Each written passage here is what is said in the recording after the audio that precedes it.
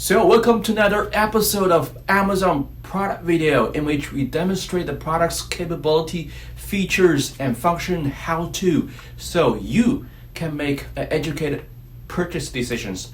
So in this episode, we're going to showcase how to use this water tape dispensers.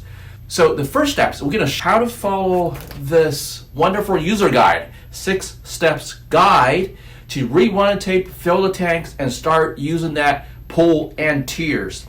In my second part, we're going to do a real case scenario and let you see how we actually use this tape dispenser in our daily shipping and packagings. So that will be a real case scenario. We're going to place that in our warehouse. In the third part, we're going to answer some tips and tricks so you can actually make this tape dispenser more sufficiently for your operations. So that will be 3 parts. Without further ado, let's get started.